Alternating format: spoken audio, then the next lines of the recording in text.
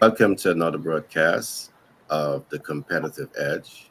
Today, we will be looking at the face of leadership. And I want to encourage you to stay with us because today you may be taking away some nuggets that you can apply to your business, to your life, and you can begin to see changes in a short possible time, depending on how well you apply the concepts that we're going to be sharing with you today. Along with this, I want to encourage you to call a friend and tell a friend that a competitive edge is on and they need to be here to be part of the gem dropping experience.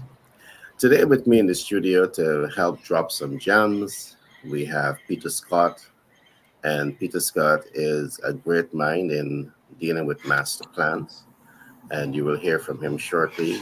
We also have uh, Shivani. Shivani is a project management practitioner. And we have Paul Whitehouse, Shivani Sunarain, and now we have Paul Whitehouse. And Paul Whitehouse, he is the guy that helps you to attain the much needed capital to grow and scale your business. So without further delay, I want to welcome each one of you to the platform today. And I want to ask each person to give a short introduction for those who may be looking at the program for the first time and today. I'll start with Peter. Yeah, good morning, folks. Good morning, everyone, wherever you're joining us from this morning. It is our delight to be with you and to be sharing with you here on the Competitive Edge. As said, my name is Peter Scott. Well, Peter Scott formally. I've recently in the process of changing my name to what was designated from my father to Gus Scott, and we operate a program that is called the Legacy Chronicle Human Growth Program. And human growth is so much of a needed process because with all the crisis, even especially since 2020, with the pandemic and what has been happening, wars constant, people are constantly at an edge.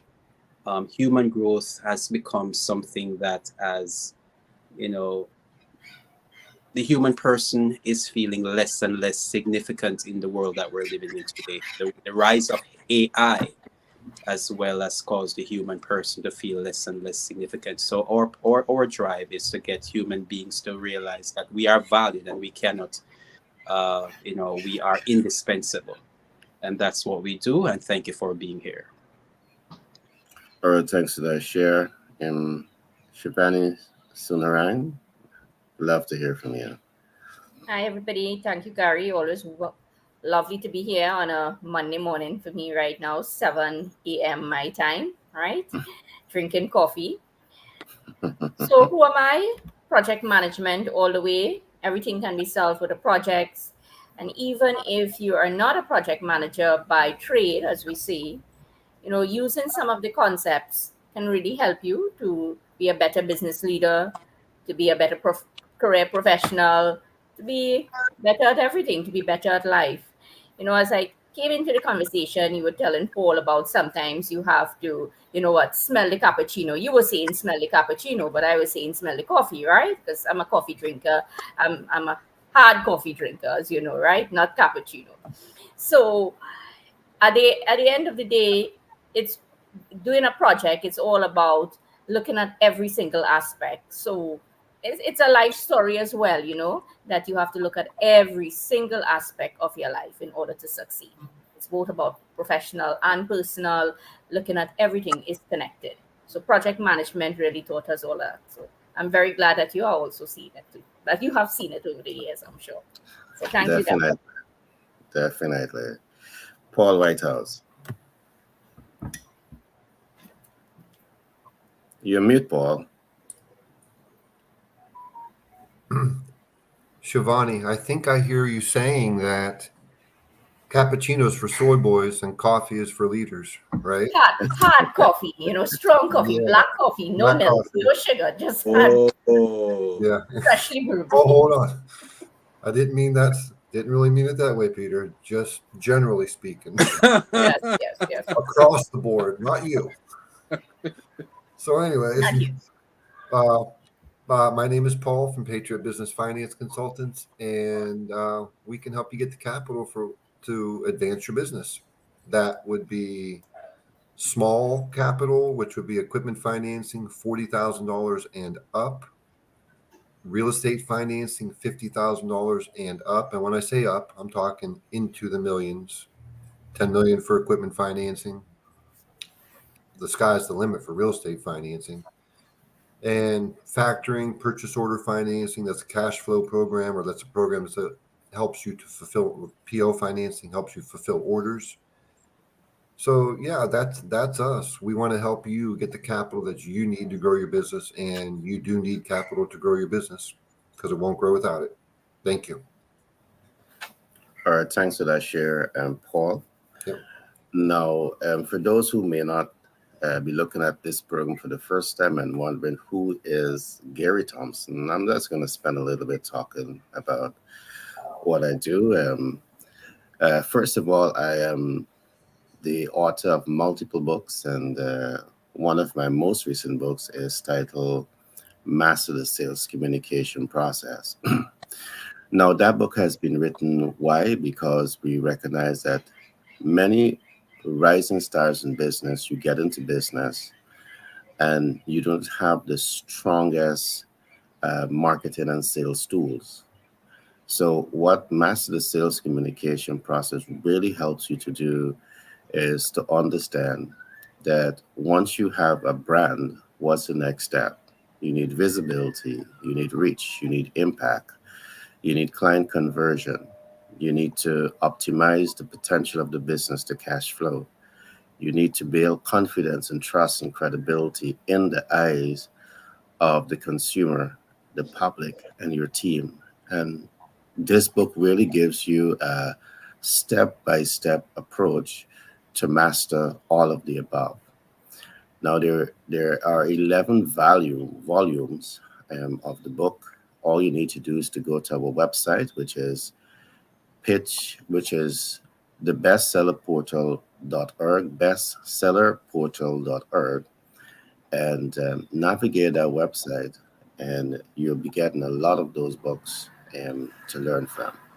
So that's a major part of what I do. Of course, there's so much more, but it's going to take me quite some time to go through all of that. But this is the one that I want you to really remember.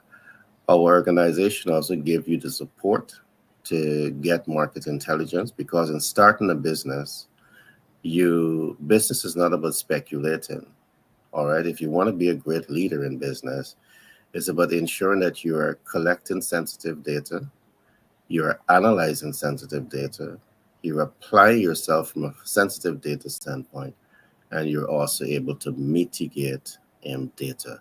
Keep following us, and you will know more about all these data points and how they can really help you to grow and scale your business. So, with that being said, that's just a little bit about me. Today, we're going to be looking at the face of leadership, and I do believe it is an important talking point. And I want to begin by talking with Shivani a little bit, um, just to have us look at leadership, and perhaps see how project management in itself helps the leader in business to optimize their level of success. Shivani, all to you. Thanks, Gary. So every single day, I'll always say, as we wake up in the morning and you go to your job, or you're on the laptop, whatever that you're doing, you may have your routine, right? To be an effective leader, you have your routine. We keep hearing this word over and over. Um, leaders. You want to be effective leaders. And I remember once upon a time, we had a conversation, all of us, on the difference with management and leadership, and we all shared so much gems, as you love to say, in part of this conversation. And there is a difference, right? And Persons can always go back and listen to that. I know we are on YouTube and all of the different platforms. So leadership coming from a project management point, can project management really assist anyone to be a better leader? Now, when you think about leadership, what do you really think about? You may think about solving a problem, leading people, empowering people. Now, traditional project management, and just yesterday, no, not yesterday, I think Friday, I had a meeting. And this was a conversation that keep coming up over and over. In project management, how do you manage? Now, that's the term itself. I always have some challenges with these terms, right? It shouldn't be project managers. It should be project leaders, because, just the term itself make you believe that you're managing and you're not really leading. But I know we do change it in different organizations where we say project team lead. That word itself should change to project leaders or something else. Now, coming out of that meeting, what came to my mind always, as a project manager, you sit in meetings and you ask people all the time, what did you do? What did you do? Did you complete? And you believe that is monitoring, right? That is what you are doing. You are monitoring the project. So you're just asking people all the time, have you done this? Have you done this? Why are you not doing it? And that's how you are monitoring. But modern management theories will tell us that you don't have to do that. If you set up your systems and you understand it's all about people, your monitoring will be less because the work will get done. It's management through the productivity of others. So, project management, traditional PM will say focus on processes, but modern management will tell us focus on people. There's a difference between the two. And just that alone helps people to think about what real leadership is about. When you sit in a meeting or you go to your classes or you teach or whatever area that you're in, project management is going to teach you how to lead. If you cannot think about people, you are not leading. When you study only processes and structure and getting the job done is really with people.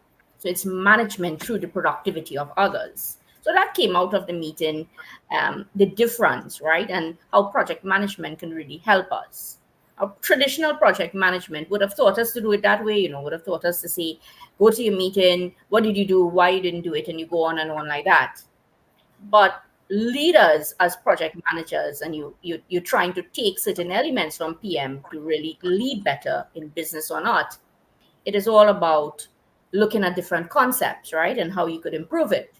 So another point that I wanted to draw from the project management body of knowledge, besides focusing on people, any meeting that you have, you ask 3 questions. What did you do? What do you have to do today? And are there any obstacles preventing you from doing it? When you ask people, are there any obstacles?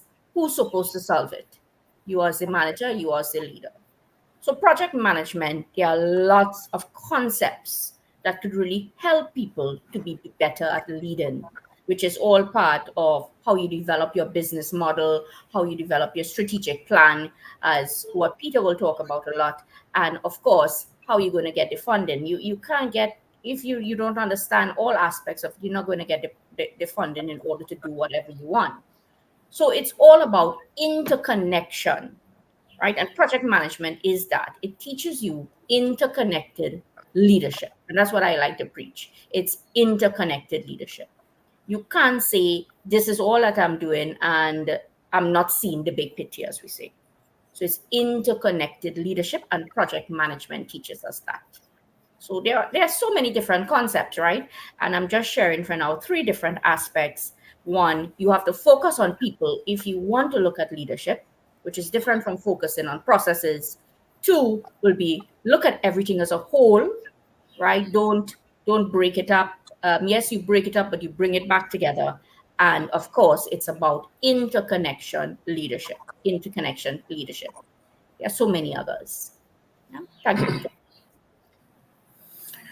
All right, thanks for that share, Shivani. And I love the points that you would have made. Leadership is not only about processes, but leadership is also about people. And one of the things that I learned many, many years ago is that in terms of leadership and people, management and people, project management and people, one of the first thing that we have taken away is that, people may be available for the project, but more so to people being available, it's about having the right people to support in the project execution. And sometimes you feel that you have scarcity in terms of the right talent to help in the successful execution. Because you've said a lot, it's about, it's not about micromanaging. And the reason you're bringing the people is because you want skilled people that you can delegate to, so you could, focus on, growing the vision and ensuring that you also achieve the targeted outcome. So you've made a lot of great points, and I trust the public would have taken away a lot of insight from what you would have said. I want to come to Paul. Paul, when you hear the term leadership, and how does it relate to your field of capital?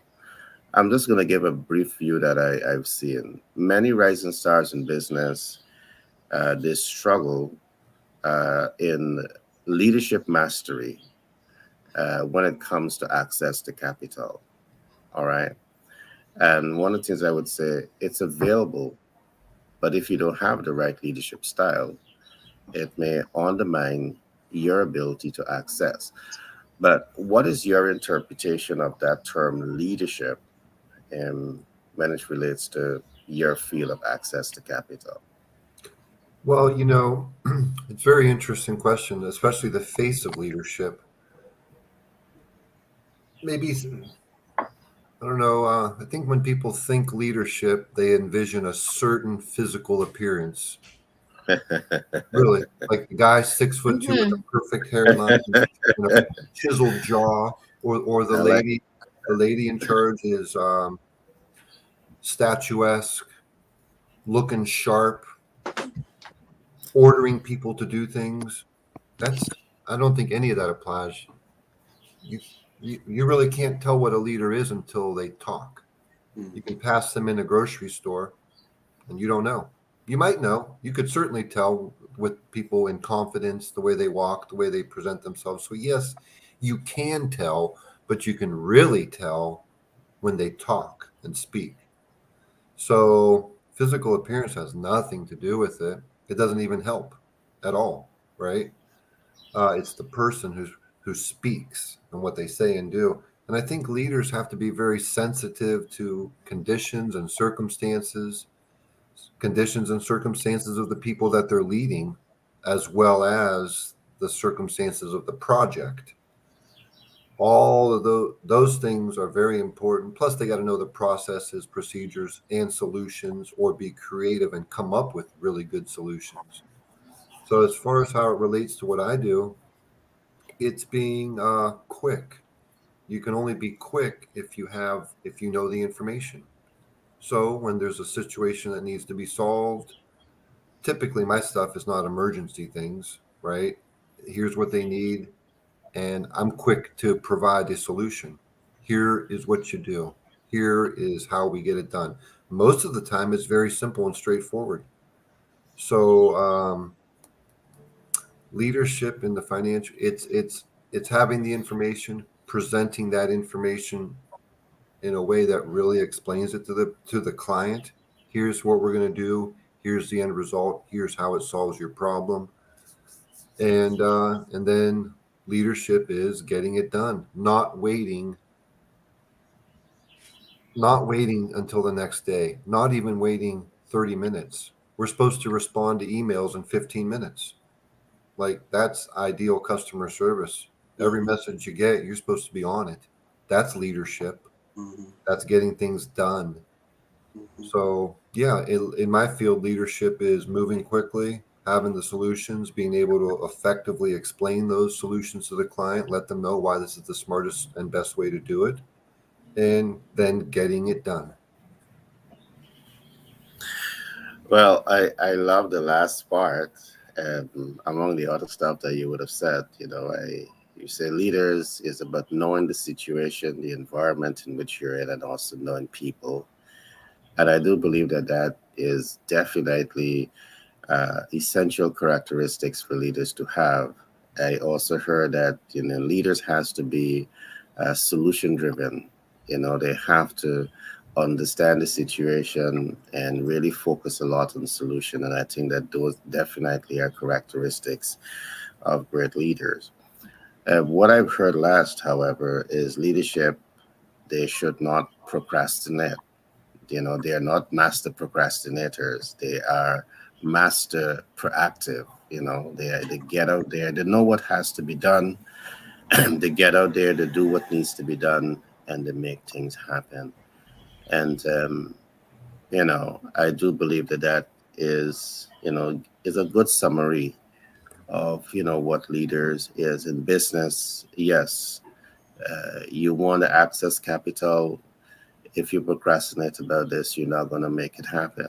You got to research it. Some of the proactive things that you can do is research ways to access capital. And there's a lot of information out there. So great points, Paul. Peter Scott, what does the face of leadership looks like to you? And how do you see master planning influencing leadership outcomes? Last night I was listening to listening to Shivani and Paul a while ago. I like that point that Paul make about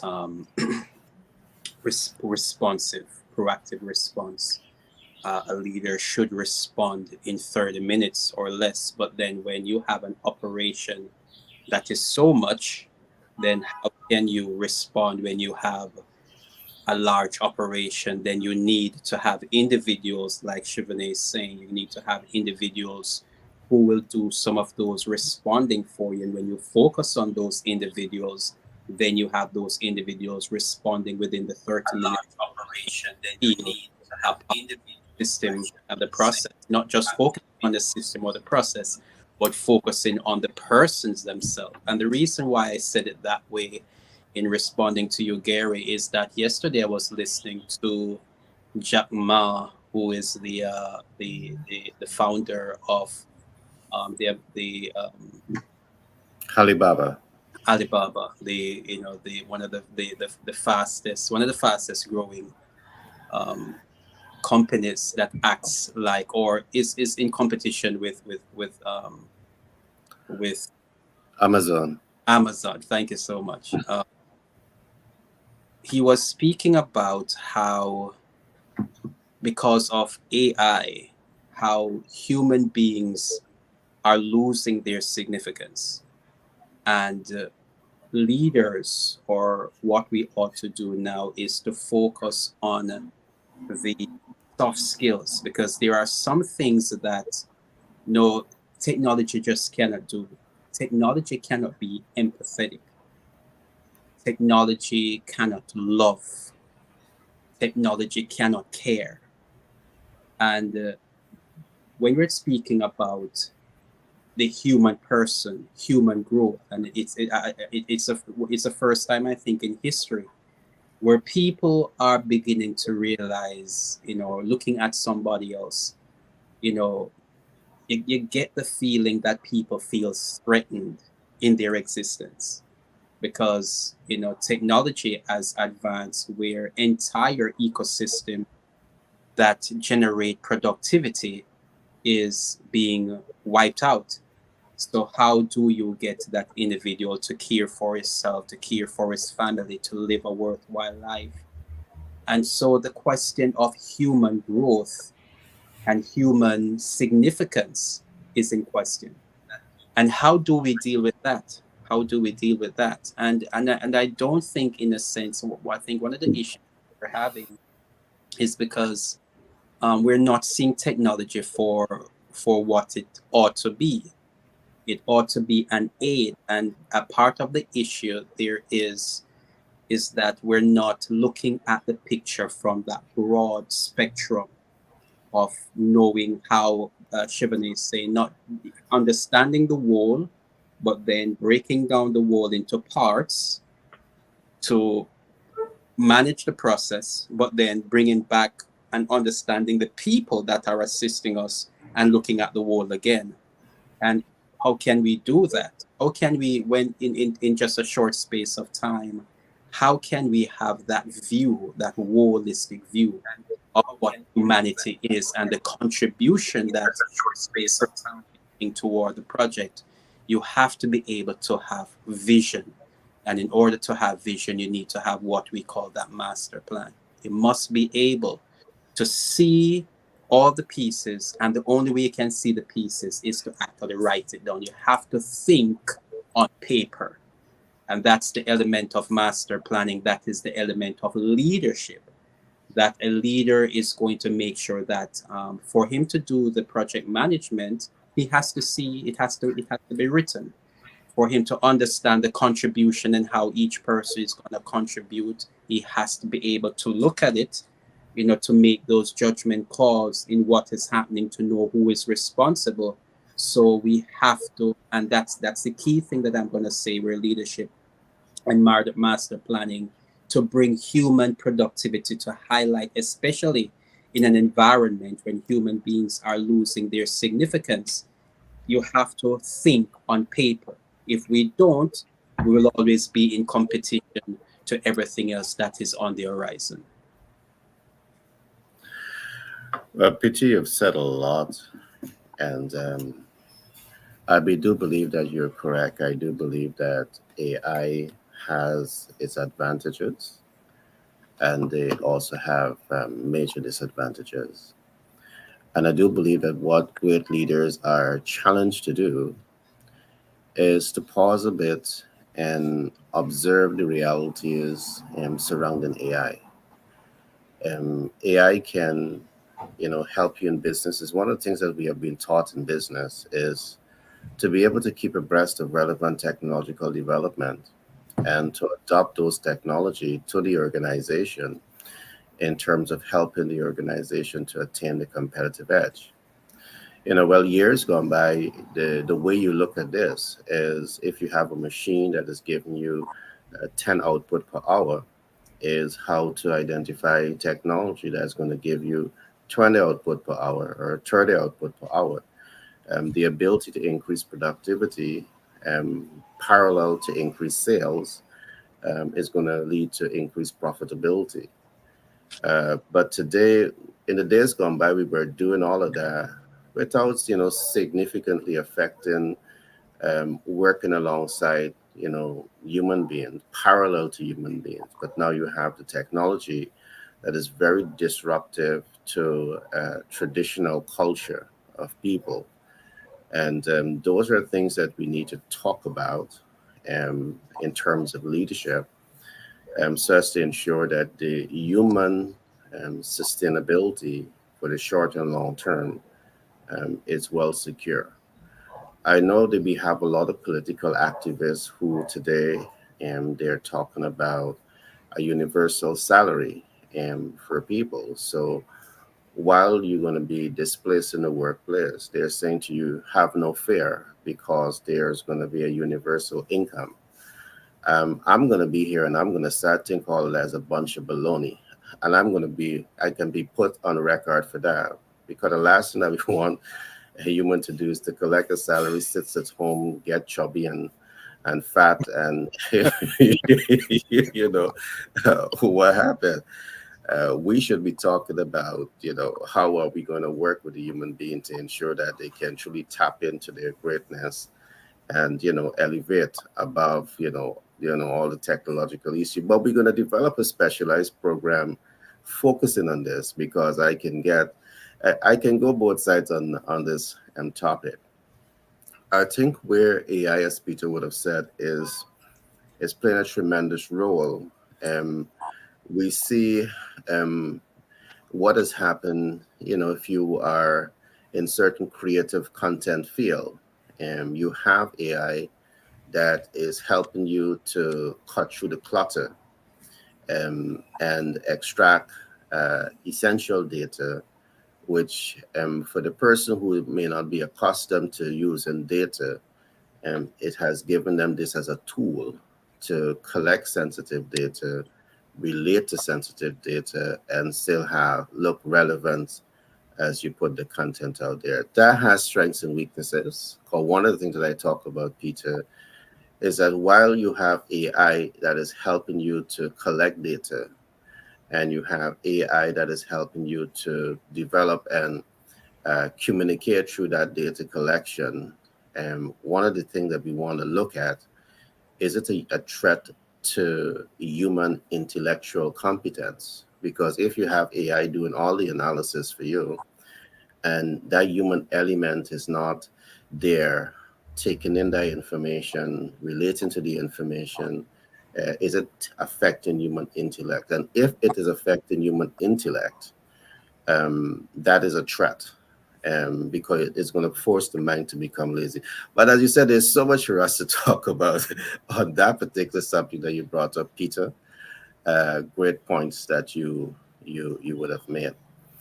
Um, I want to shift my attention just a little bit, um, in terms of looking at leadership, and I want to look at this from a business startup standpoint. I see many rising stars in business. They take a risk and they get into business with multiple MVOs. And in terms of MVO, is a point that we have termed that means either your minimum viable offer, most viable offer, your maximum viable offer. They're going to market with multiple value offer. And what I see happens is that can be a trap that helps them to undermine the success of the business. And let me say why.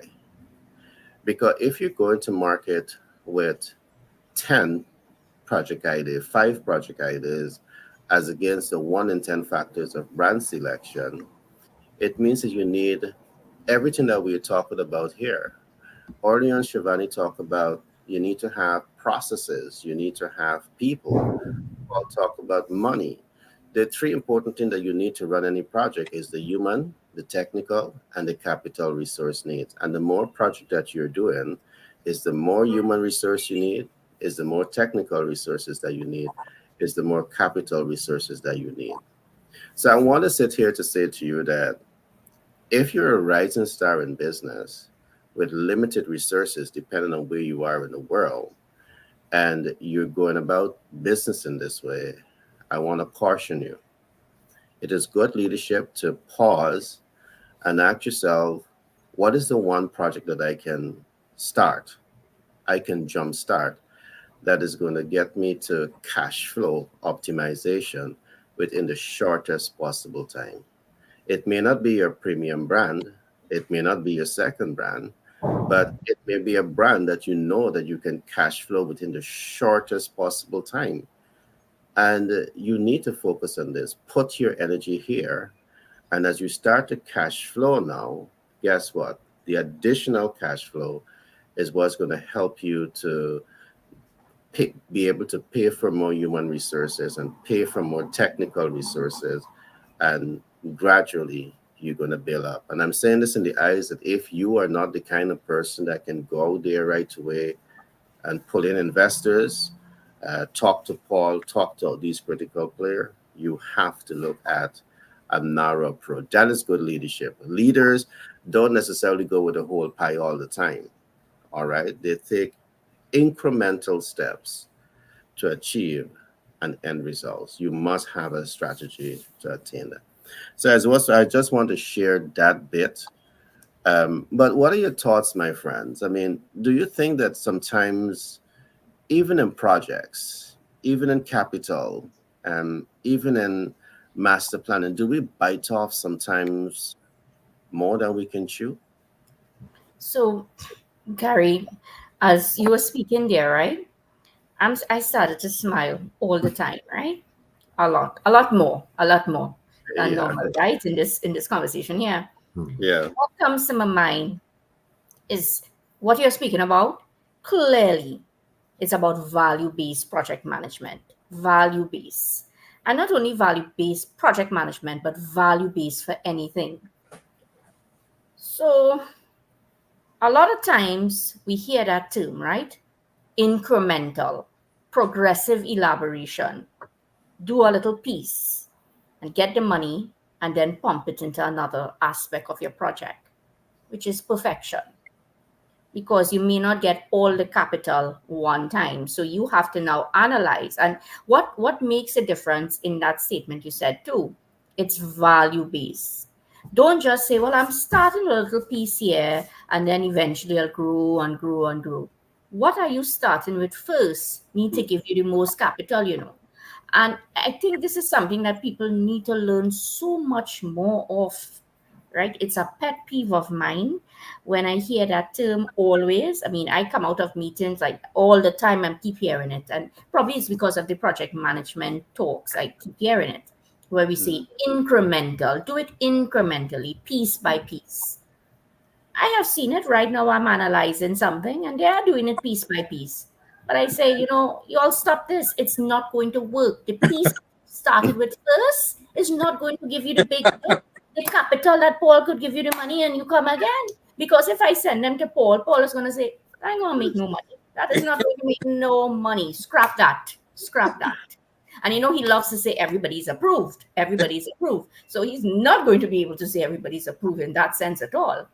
So again, leadership, project management, understanding how to get the capital. You have to be smart. You have to be smart. And being smart is about interconnected leadership, right? So yes, incremental, and I will preach incremental learning and, you know, development also.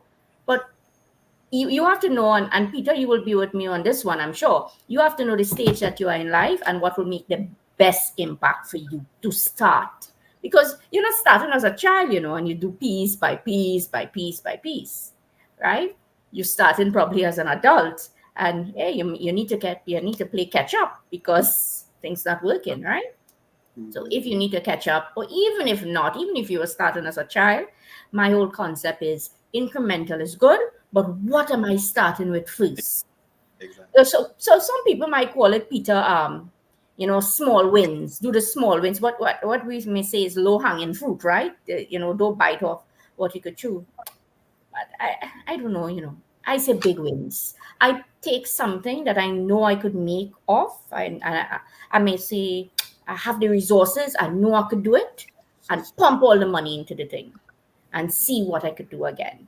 So I analyze. It may not. It's still incremental, but I'm being smart. I'm being smart. Now I have seen it in facilities management, that concept and how it can fail with incremental, and you fixing piece by piece by piece, and you're fixing your building, and you get nothing done, right? Because you started the wrong piece in the first part, right?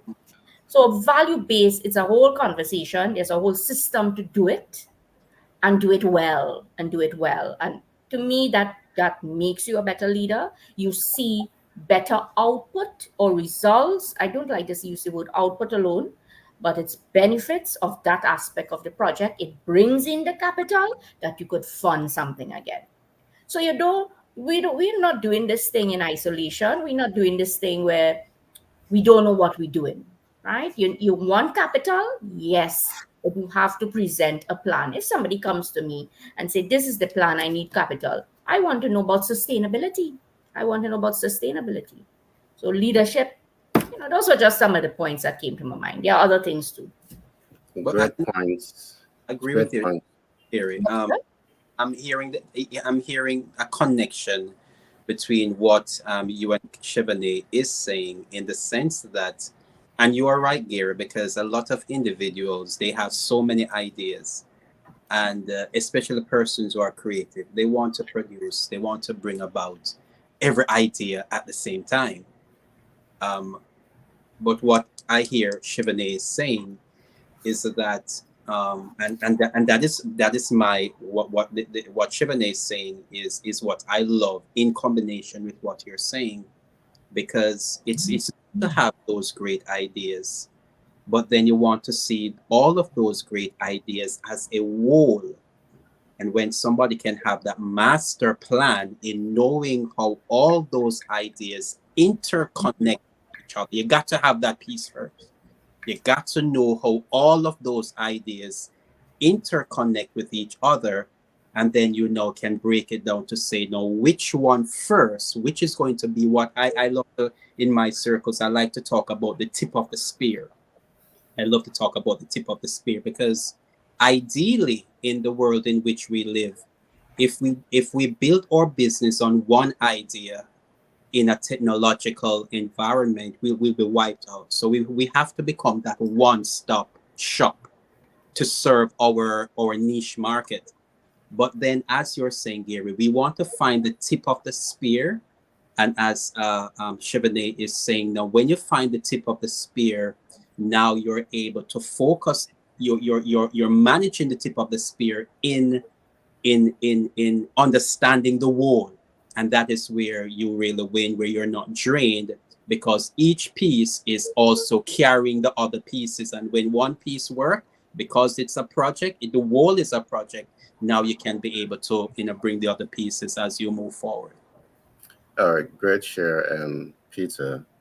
I do believe that, from observation, what we tend to see is that many rising stars, you start a project, but you haven't paused to really ask yourself the true cost of doing that project.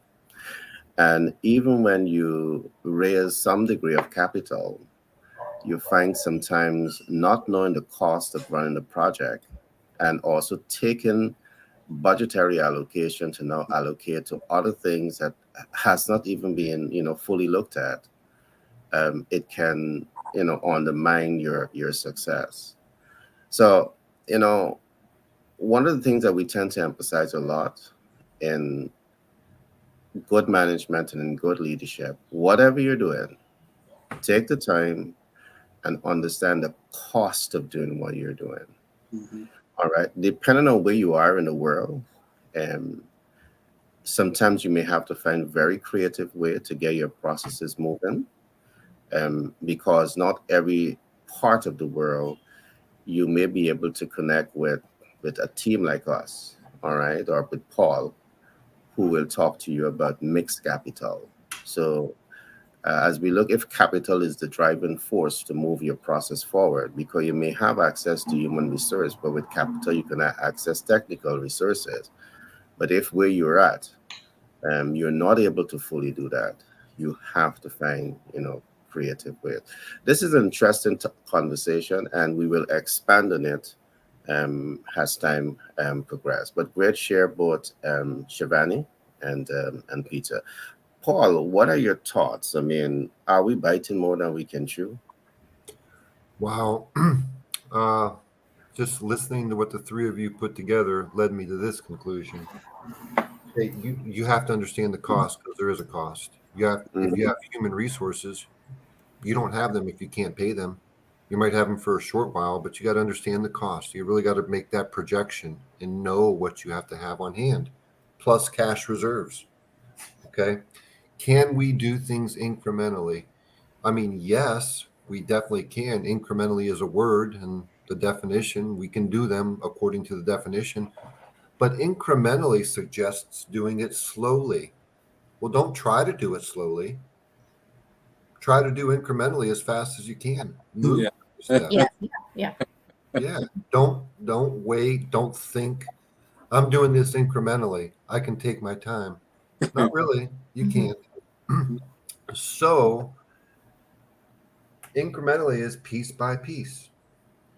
You can build things. Boy, bringing your at the beginning of the conversation, Gary, you said you've got 3 offers. You got to decide which one you want to bring forward. You want to bring it incrementally so you can get cash flow to build the next ones. Well, what's the alternative to that? The alternative is to right off the go, make a really good plan, know everything about it, have a solid project manager, have the master plan. If you're in business, or I'm going to say in life, Yeah, you don't have a master plan, there's nothing. If you're living and we're all alive, then you got to be the project manager for your own life. And as the project manager for your life with the master plan, it doesn't have to go slow. It doesn't. When people are doing big projects or bold ideas or creating and like behind me, manufacturing facilities in a new industry in America, only legal since 2018. I've seen people do it incrementally.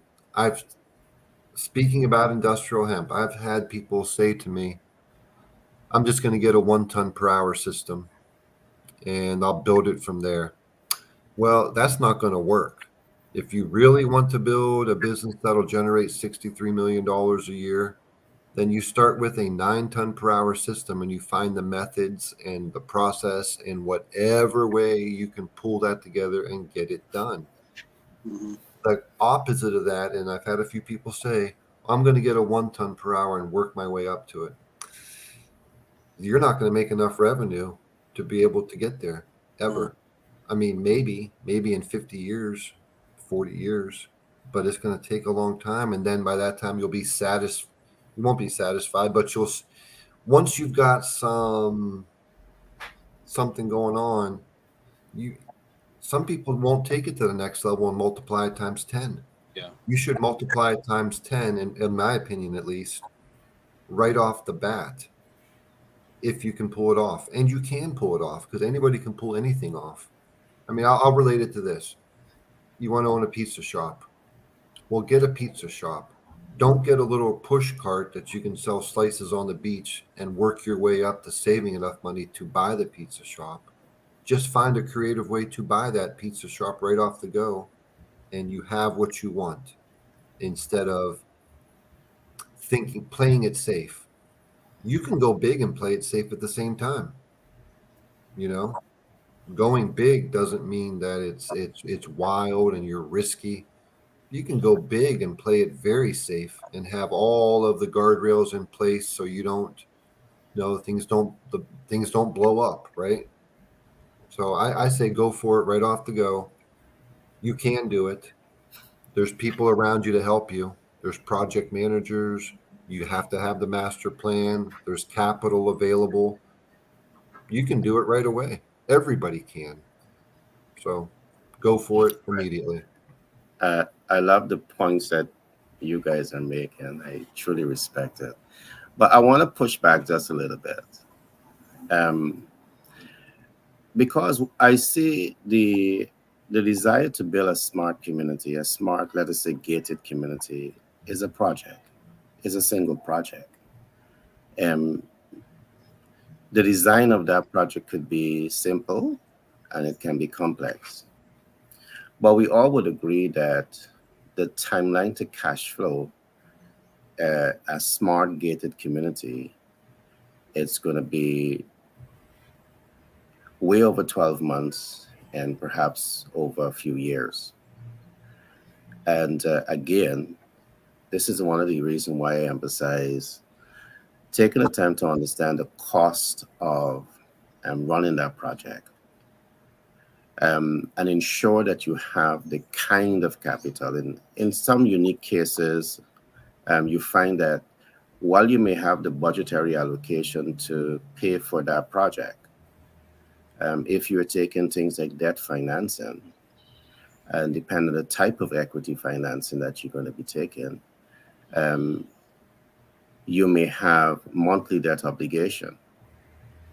And if we are just extracting uh, the cost of running the project from the principal balance that you would have obtained from your debt financiers, you're cutting into the project completion cost. All right. So, with that being said, you have to be one, observe that to manage a project successfully, big or small, there are multiple moving parts to managing that project. And one of the important thing, and as a project management would say to you also, you want to see through the entire project. And some people are not trained to see through the entire project. And sometimes seeing through the project would also force you to start thinking, hey, if I do not have additional funds coming in, because the funding that you get is going to carry you for the first year. You need funds to come from the second year. You need to start identifying where the additional capital is going to start to come from. And that is why, for some project, you want to focus on cash flow. It's not necessarily mean that you're starting small. All right. Small project, a small gated community in some people's eyes is a small project. All right. But it's not the small and the big. For me, it is really understanding the true cost of doing what you're doing. And it's to ensure that you're able to think tank and brainstorm the process to ensure that you either have the capital or you have a game plan to get the cash flow, or you know where the capital is going to be coming from. So 3 options. You have the capital to keep it moving, you have a game plan to support the process moving, or you know where it's going to come from to keep it moving. And I think that, for me, is an essential part of leadership. You guys have made valid points, and I love it. But I just want to push a little bit back to say, for me, it's not about big project or small project. It's just about ensuring that you pause to understand what it takes to complete every project that you're going to be doing. And sometimes a gated community might be the smallest project on your timeline. Do that one, and let's see how it goes. But you made great points, and I love it. Gary, Gary. can I respond to your pushback in the Yes. sense that, in my circle where master planning is concerned, I like to talk to people about purpose. When you understand purpose, because as you're saying, for one person, and you made a point, well, it says people are not trained to see through a project, which is so right. A lot of persons, they are not trained to think with the end in mind. They are not trained to go to the very end of everything. As I would say to people, that they need to attend your funeral. Go to your funeral, plan how you want the end of your life when you're no longer here. What do you want? How do you want to be remembered? When you've established the legacy of your life, then you come back into the present. You break that up into, as you're saying, people are not trained. And that is what we do. We train people to be able to see the project, the total of the project. So I might look at you, Gary, and I see you're doing your little gated community. And I'm saying, hey, what is that little thing that Gary is doing? But you don't have to take my opinion about it. You don't have to take my trying to minimize or belittle you. He's just doing this project, because I don't have a clue all the other pieces. This is just the one piece that you're working on now. And as you mentioned about having the capital or the game plan, and that's what it is. The game plan is always the key. You may not have the capital, but you have a game plan. And then you're going to bring in other persons like Chevrolet, like a Paul, like individuals that you can have around you, because you know what you're doing. This is what you see now, but you already know what is going to come next and what is going to come 5 years down the road, 10 years, 20 years down the road, because that is where, as Paul says, we think we do it incrementally, but we're doing it fast. So, if that will work, where the pushback is. No. You guys are making valid points, but just to amplify a little bit more why I said what I said. Yeah, I have seen very small projects. Let us say a single building, and might be multiple family units. But I see halfway through the projects are paused. Yeah. All right, and the projects are paused, and as a project manager, as a leader, you're asking yourself why. Is either they run out of capital, is either they recognize that the location of the structure is not commercially viable, or you start to go through these different things, and then it comes all the way back. Did they deploy human resources in the right way to either collect the data, access capital, and all of these different things to ensure that that project, small or big, Right. Yeah. is a successful program? And we see it happen, all the time. Um, and don't get me wrong, I do believe that whether you go at a big or small project, you need to execute with speed. So Paul make a very valid point there. And sometimes you cherry pick. I'm not talking about cherry picking. Sometimes you procrastinate, and we talk about procrastination early on. We are not talking about that. We are simply saying analyze your circumstances, ensure that you have all the essential resources around you, because Siobhan, you would know about this. Paul, you would know about this. Peter, you would know about this. Sometimes you have a strong project team, a team to help in the execution of one project. And what you take that team and you put them over, they commingle with moving other projects forward. And what happens after time? They start to feel drained. Mm-hmm. And if they feel drained, because you're taking a team that is working well here and you push them over to the other project. Now, if you have adequate resources, you don't need to push them over.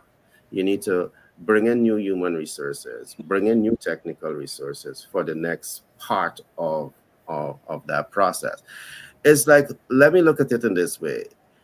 If you're doing a building and you want to fast track the completion timeline for that project, what do? You traditionally on your WBS, what you have is the workforce working from, let us say, 8 to 4, and you know with that you're going to complete in 90 days. 8 to 4, 90 days. But let us suppose you have to complete this project in 4 to 5 days. Is it possible? The project management is going to say, okay, I'm going to create 2 shifts, 1 shift during the day and 1 shift during the night. That's supposed to reduce the timeline by 50%. All right. So it's looking at these things and really seeing how these concepts are applicable to the project in itself to ensure that you achieve an objective. Mind me, in the concept I use us now, you're not taking the same staff that work the 8 to 4 and put them to the 4 to 12, because that's going to train them. You bring in a new team of person to continue that process. And sometimes in managing a project that may have multiple arms, if you don't have the human resources, the technical resources, and the capital resources, it can drain this project. But Paul, you guys are right. And again, in support of what you're saying, the reason we have developed the minimum viable offer, most viable offer, and going with that, because sometimes when you go with a maximum viable offer and you don't have the negotiation skills to reach out to Paul and other financial experts to ensure you have all the capital to move the big project forward or the bigger project forward, and you take monies that you have available here to put it into the other one, you undermine. But ideally, it makes sense to move at accelerated pace towards achieving the end result. But we got to pause again and just ask ourselves, do we have adequate human resources and the right human resources? Do we have adequate technical resources? And do we have enough capital resources? Gary, can I throw something in here real quick, please? Yeah, my friend, go right ahead. Thanks. This is going to completely complement what Peter said, what you said, and what Shivani has said and will say. A project manager is not going to want to go forward unless everything's in place with the master plan. And if you're building a large project and you know that your debt is due, but your cash flow will not cover the debt for a year, well then when you're raising the capital, what you do is you raise debt coverage. Mm. You get additional investment money to cover the debt. You know that the business isn't going to cash flow enough to cover the debt coverage for 2 years. Well, then you get that investment money. That's part of the master plan. That's what the project manager would suggest. And when project managers are putting together the outline of the project, that's information that they know. They know it. If you're building a large gated community, well, you're not going to cash flow until it's built, and you're not going to cash flow until you get people in those houses. So you have to have the master plan. You have to know it, and you know that with the information you've collected, you know it, and then you adjust and you say, okay, well, here's how we're going to solve this problem. We're just going to get more investment money to cover our debt until we cash flow, and then taking that master plan a little bit further out when you're doing a project like that. And if you're taking all investment money, well, 3 years down the road, when you have 3 years of solid financials, well, part of your master plan is to refinance that debt for less expensive money. So big projects like this, and this applies to small projects also, it's you get all the information, you put it in order, you know what you, I mean, I hate to simplify it like this, but you put it in order, you recognize what you've got to do, and then you do it. Mm-hmm. Great points, Paul. But let me make 2 points very quickly. The analogy that I would have used is an engineer would never build unless he has the builder's plan. He has his master plan. He wouldn't build. Mm-hmm. But in terms of the project manager and the project manager may not be the project owner. So he may not necessarily understand budgetary allocations. The project manager, the project manager is just hired to execute on the project. And sometimes you find that the project owner is not disclosing all the information. Mm-hmm. So that's the challenge that you're going to have. Well, let's flip that over. Okay. Let's flip that pancake to the other side. Okay. I'm going to relate it to capital raises. When you're raising capital for a project, the capital raise team, they are the project managers. They're managing the project of raising the capital. So there's not one stone left unturned.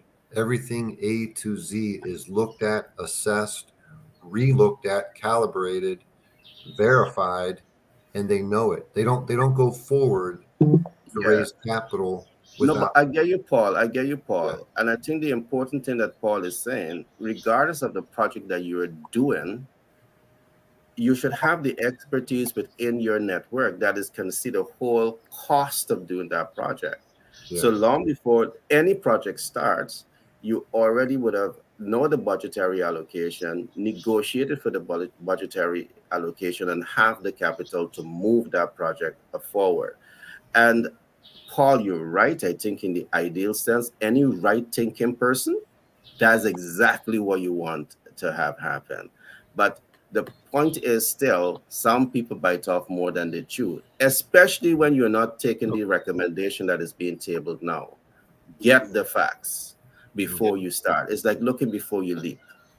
Great point there, Paul. I like that. Shivani? Thanks, Gary. Yeah, go ahead, Shivani. So, Paul, I love your example on the gated community and capital and getting funding. So in project management world, incremental, we talk about the incremental as well. And I'm in total agreement, Paul, that sometimes people may just think incremental is, like a turtle, you're slow and you're slow and you're slow. But project management, you have different concepts, you have different planning approaches. So I preach depending on the type of project as well, right? Because we have to analyze. So what I'm hearing here from all of us, you have to know the type of project that you're going into.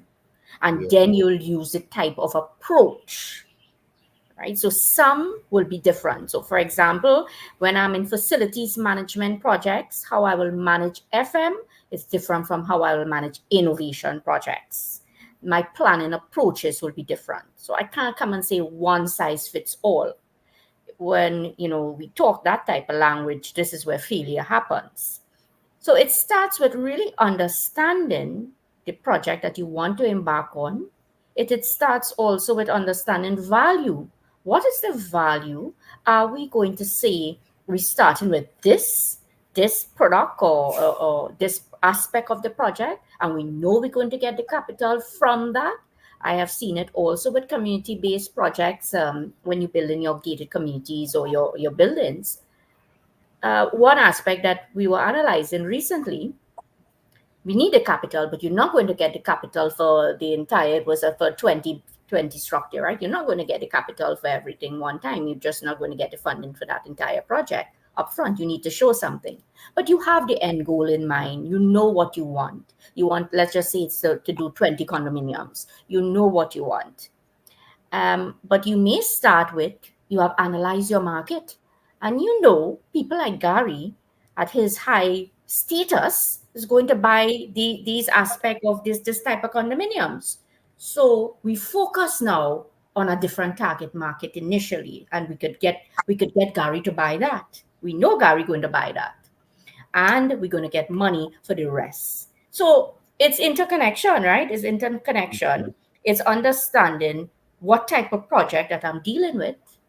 The type of project is important, as you said, Gary, small or medium or large, and is when to pump in the money. But of course, we call it in project management enterprise environmental factors, which is the culture. Culture, how people will spend. Did you do you're talking about analyzing your market, right? And data, that's important.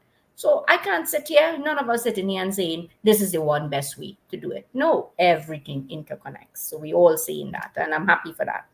But something Paul also made me laugh about was the faces of leadership. So I just wanted to go back to what he was saying. I thought probably he was talking to me. Sometimes when you see leaders, you got to be 6 foot tall. But I'm not 6 foot tall. I'm a short person, right? So I hope he sees me, that I have something good to say. Talking about the bald head. The face of a leader, you think it's 6 foot, right? But I'm not 6 foot at all. So but it's a true statement, right? And I'm probably just, what is your statement? You said, Gary, you push back. So I will just push back on what Paul is saying there. And I agree that you as a leader, what do you want to portray, right? We would say it's how your attire, how you dress. If you dress it in the corporate suits, in facilities management, you need to dress in a certain way and all those things. And I like it too. I mean, we live in this type of world, but it's what you bring into the table, right? And as you said, it's how you speak. And trust is a very important aspect for leadership. Yeah. So how you trust people, and how people could trust you. Yeah. How you get trust. So how you speak is how people will trust you. You don't think? Exactly. Yeah. Yes. Those are my closing points, because I have other points to say, but that's not my closing points, right? Gary, you didn't have to close off, right? No, we're about to close. But I want to come back to what we all are talking about here, piecemeal. I want us to really dive into, not today, but we'll think about it, and perhaps next week we can look at that, how to execute with speed. Yeah. I do believe that is a great leadership topic, because I agree. I mean, why implement with piecemeal? But what are the strategies around implementing with speed? Perhaps collecting data, perhaps working with multiple financial players, perhaps whatever it is. What is the art of executing with speed? So with that being said, I want to ask each one to perhaps give us your closing remarks, because I do believe you all made valid points, and I love it. And I think that's why, we all gel here, because we can have slightly different views and still figure out things at the end of the day, which I think it's so important in good leadership. So I would love to hear your closing remarks as we prepare to wrap up. Who's going to go for us?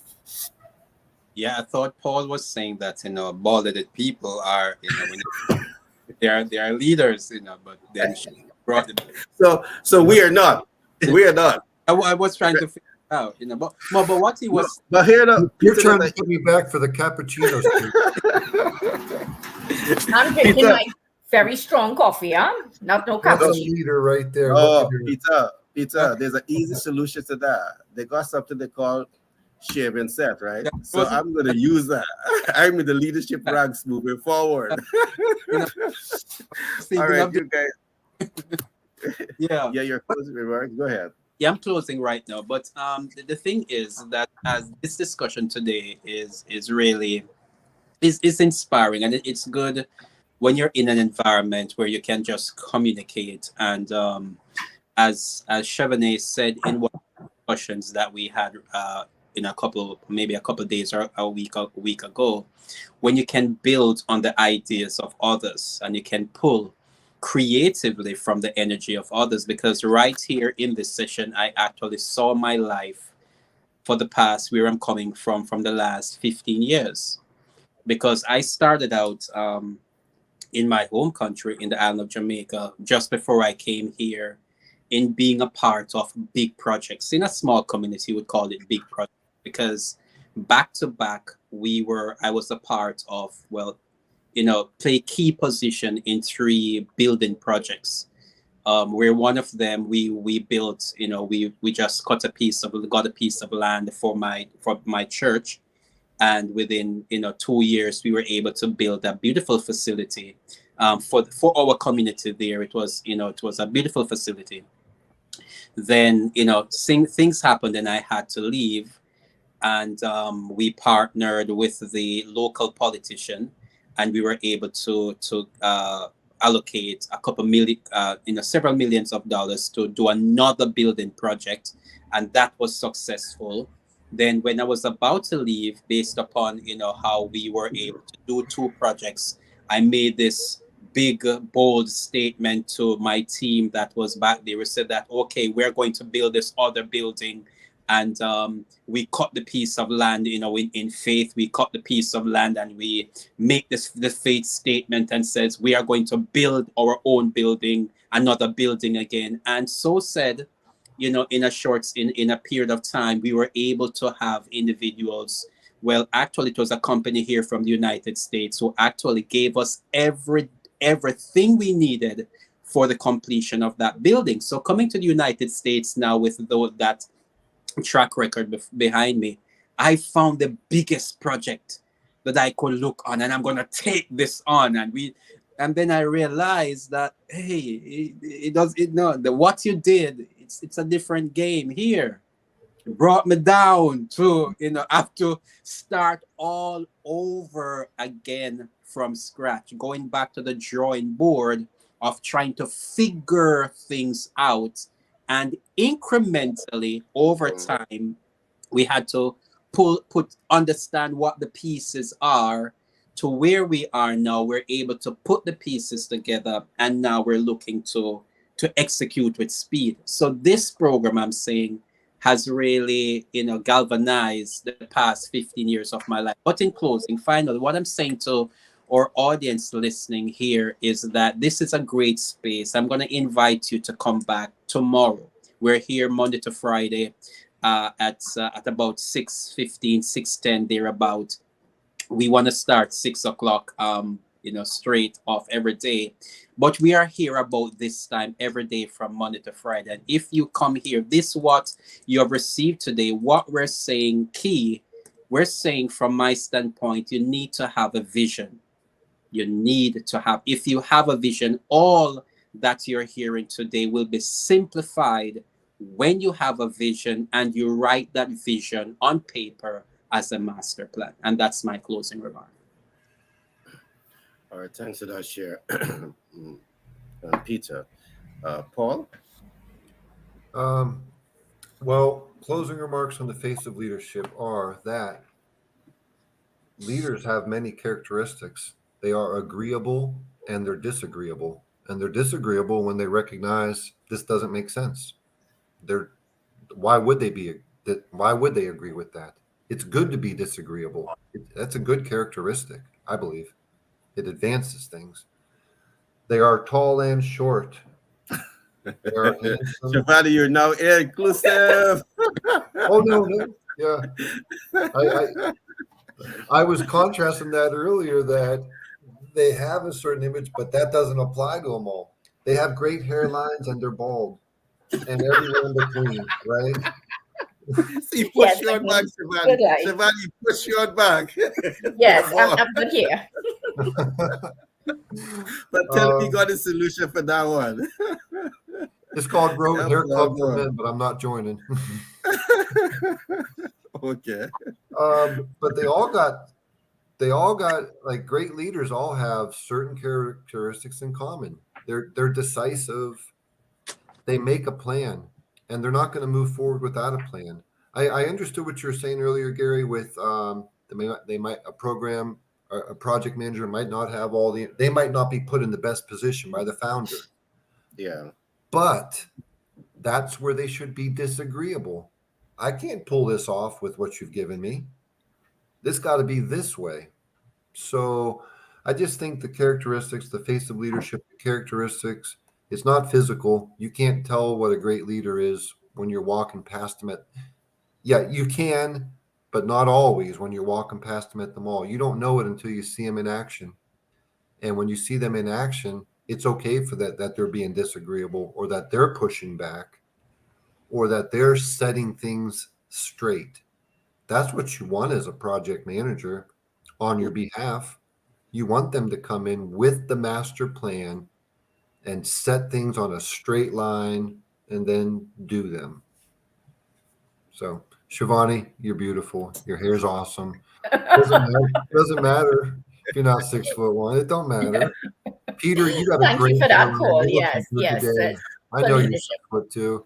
Gary, look at you. You got the bling bling on, and you got that great hairline, and so there you go. All right. And I'm going to get ball. So I'm a leader You? moving forward, right? Yes. Paul, We'll, but I'm using my graduate here. We'll graduate. Paul, but Yeah. I thought you were going to stop after you said, Shafani, you're beautiful. And, I thought you were going to stop with that statement, but you continued the conversation with Gary and I should have just you left it. continued the conversation. So we will talk another day on that, right? We will talk another day on that, right? Paul, you're now in the hot water. Yes, You're ma'am. now in the hot water. Yes, ma'am. You were too inclusive. Next You were time now you in the hot water. Next time it start with us and end with her, okay? Mhm. So, yes, so I have the closing remarks now. So, thank you. Thank you for the last one. So, I'm gonna leave the last word for Shivani now. Go Yes. ahead, Shivani. yes. And I think I'll sum it up really quickly.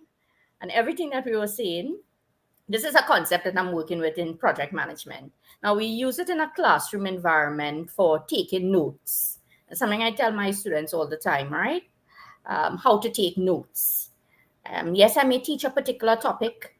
And when I teach the topic, I want to know if people really understand it. So there's a note-taking way where you do it this way, right? There are many different note-takings, but it's excellent now when you are doing it in project management to know if you will go forward or not. Even if you don't go forward, what to do. It's a 3-step approach. You ask, number 1, questions. This is known as a QEC. What are the questions that you are about to ask, that you need to ask for your projects? What are the key questions?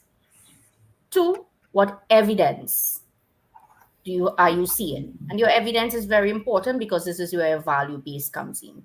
And you looked at every single aspect of your project. Evidence-based data, we'll see. And C, what are the conclusions that you will draw? So this is known as the QEC concept: questions, evidence, and conclusion. And it really, really assists persons to develop your personal lessons learned for projects and, of course, for life. So it's a concept we talk about in teaching, in ensuring that you get the data properly and that you have received the information. But everything we spoke about here, it can all flow. I love what you said, Shivani. The importance of sequencing your activities and data.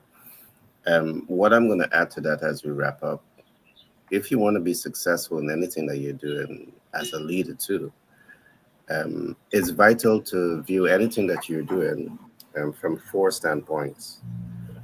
One, I talk about data collection, and you want to collect sensitive data. You want to understand your market, you want to understand people, you want to understand what makes sense. And as Giovanni is pointing out, by collecting data, you're able to do that. And what I love about Shivani and project management, because project there's a component and element of project management where you have a specialist, and all the specialist does is collect data of how the project is running. So you can go back to that database and you can see highs and low in the project and reasons for the highs and low. And you can actually go back and either duplicate the highs and modify the lows based on data that is in front of you. And that's why collecting sensitive data is so important. But as you collect the data, is not just collecting, you must be able to analyze that data, because it's the ability to analyze that data, that sensitive data, that tells you what you should do and what you shouldn't do, what you should invest in and what you shouldn't invest in, because you have historical data to help you to understand that. So the third part is what we call data application. So now that you're applying yourself um, to move a process or a project forward, you have enough of that sensitive data to help you to make informed and educated decision as to the best ways to execute. The last part of what I'm going to talk about here is, if you don't talk about a whole lot, is data mitigation. Data changes, and we all know that Manhattan, before the pandemic, a lot was happening in Manhattan, all right, in some respect. But that demographics would have moved to another location. And if that demographic is your project and you're doing the project still in Manhattan, you're going to see that you have a major drop in relating with your ideal client because they have moved because of economic reality. So part of mitigating data is to understand the changing realities that are taking place in the business environment and is to adjust the organization to those changing realities so as to ensure that you're relevant to the market. So these are some moving parts. And I think every great leader, you want to understand these essential concepts that we are talking about. Now, there are a lot of books that we have out there. Just go to one of our websites, which is the bestsellerportal.org. It's on screen. And go to products, go to ebooks, and you have so much books out there that you can start to read from to whet your appetite of some of the things that we have spoken about here today. I want to thank our viewers from across the world who are viewing this program today. I trust that you would have taken away a lot of nuggets, a lot of gem, and I trust that you understand what is leadership now. Paul has given us the formula. Just go ball your head, Paul, and you are in the leadership now. I know I'm going to do that soon, right? So I'm going to be a great leader. Shivani came across wrong. Paul, we are funny, right? But let me leave it with this, Shivani. You're beautiful. You other guys, whatever. Yes, I'm looking at my hair. Shivani, turn it off the fire. This guy is clever. He turned it off the fire. Yes. You know you're going to deal with him. Yes, it's coming to that. Don't worry. He has improved. He has improved. Yeah. Life is a series of projects. You have to improve, right? So he's improving. I hear you, Shivani. Nice. I know Paul is taking a chance. He jumping out the pot. Yes. The water getting hot on him. I like you, my friend.